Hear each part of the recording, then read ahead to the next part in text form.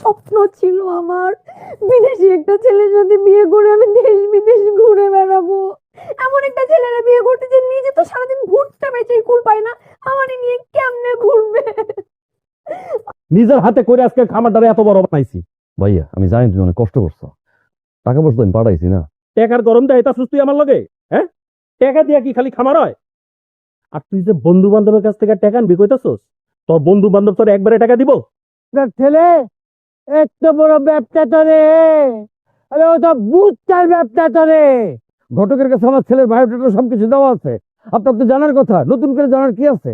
হ্যাঁ, তাছাড়া মেয়ে দেখার দিন তো অনেক কথা বলতে চাইছিলাম আমরা, তাই না? আপনি তো কোনো কথা শুনতে চান নাই। এই দোয়া! এত পেটার বানাই কেন? হ্যাঁ, এই বাটপার! হ্যাঁ, আমার এখন মান তোমার সব থেকে টেকা। মনির সাথে দেখা করতে চাচ্ছিলাম। কিসের দেখা করবা তুমি? হ্যাঁ, কিসের কথা বলবা তুমি? কেন কথা বলবা তুমি? তোর সাহস তো কম না, তুমি এই বাড়িতে আবার সাহস তো কি চাও তুমি? হ্যাঁ, আমার মান সম্মান সব ধুলে উড়ে দিচ্ছ।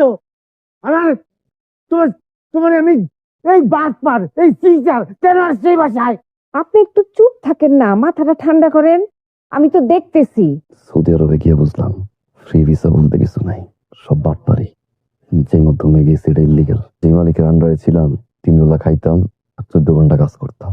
1 মাস গেল, 2 মাস গেল, 3 মাস পরে যখন আমার টাকা লাগবে চিকিৎসার, কাবিলের কাছে টাকা ছিলাম, বিশ্বাস করো উনি এত মারধর করছে, পুলিশ ধরলে তো দেশে পাঠাই দিব।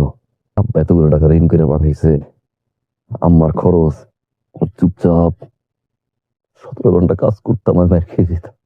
আমারে মাঠে যেতে পারি নাই, একটা সন্তান হিসাবে আমার লাশ কাঁদে যেতে পারি নাই যন্ত্রণায়।